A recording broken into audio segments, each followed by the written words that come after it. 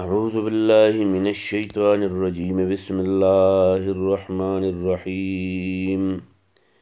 تبارك الذي نزل الفرقان على عبده ليكون للعالمين نذيرا صدق الله العظيم.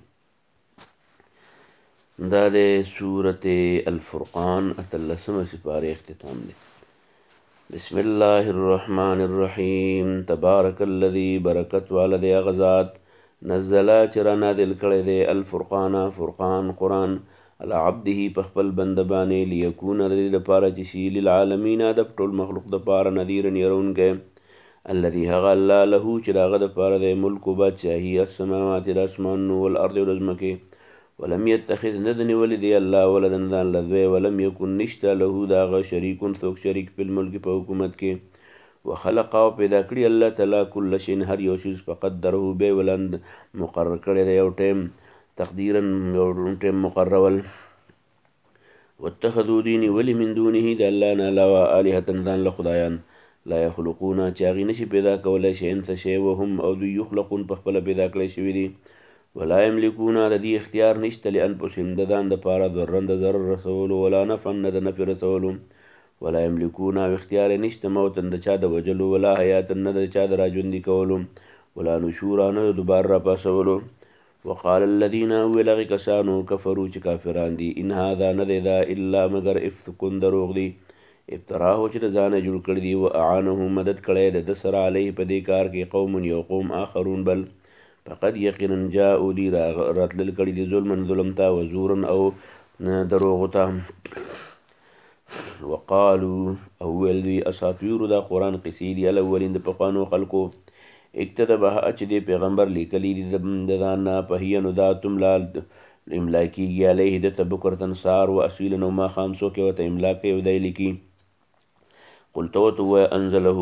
نازل کړی دا کتاب الذي هغه ذات یعلمو چې هغه ته پته ده السر د پټو رازونو په السماوات د اسمانونو والارض او د ځمکې هم انه دغه الله کانه دی غفورا بخونکی رحیما همیشه مهربان وقالو او وایي دوی ما لهذا الرسول دا څنګه پیغمبر دی یأکلو دا خو خوراک کوي الطعام خوراک دا خو خوري طعام ویمشي او ګرځي په الاسواق په بازارونو کې لولا انزل ولې نازل نه کړی شو الیه ده ته ملکون یو ملایک په یکونه چې شي معهود د سر نذیر یرونکی او یلقا یا وارته الی شي الیه ده ته کنزون یو خزانه او تکون یشي له د جنت یو باغ یأکلو چې خوراک کوي من هذا دینه وقال الظالمون وایدا ظالمان ان تتبعون تاسو تابعداري نه کوئ الا مگر رجلا دی سړي مصبورن چې دغه جبان جادي شوی انظر ګوره کنه کیف ضربو څنګه بیانوي دي الامثال مثالونه لکه ستا دپاره الامثال مثالونه فضلوا نو خطا شو ګمراه شو فلا یستطیعون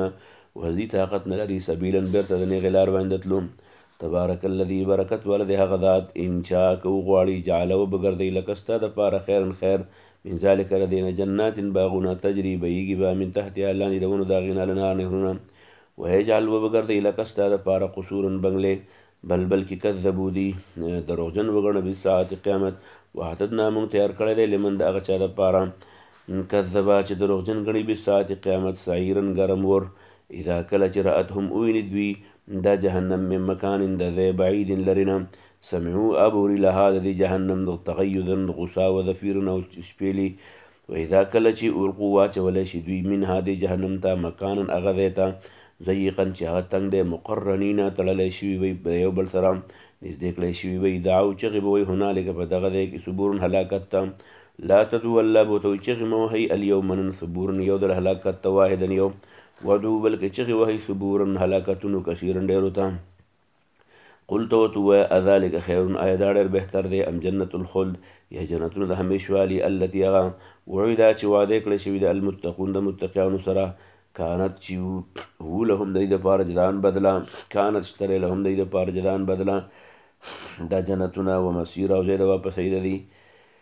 قل اذلک خیر آیا دا جهنم ښه دی ام یا جنت الخلد جنت د همیشوالي التي هغه وعده چې وعده کړی شوي د المتقون د متقیانو سره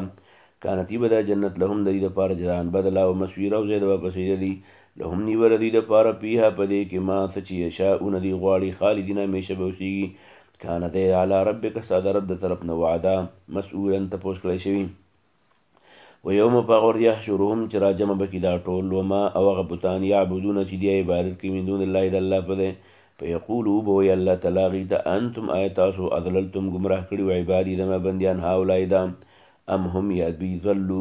ګمراه کړي او ګمراه شوي سبیله په لارې نه په خپله تاسو یې ګمراه کړي که په خپله ګمراه شوي قالو هغه بتان ټول به ورته وایي سبحانکه پاکي بیانوو ستا ما کانه نو پکار نو نشو کولی ما کان ینبغي نو زموږ په وس کې لنا زموږ دپاره ما کان ینبغي نو وس لنا زموږه ان نتخذا چې موږ وګڼو ونیسو من دونې کستانه علاوه من اولیاء څوک دوستان ولکن تاسو په خپله ګمراه شوي اضللتم عبادي آیا تاسو زموږ دا بندیان ګمراه کړي که په خپله ګمراه شوي دي به ورته وایي سبحانکه موږ پاکي بیانوو ما کان نشو کولی ما کان نو ینبغي چې کولی شوی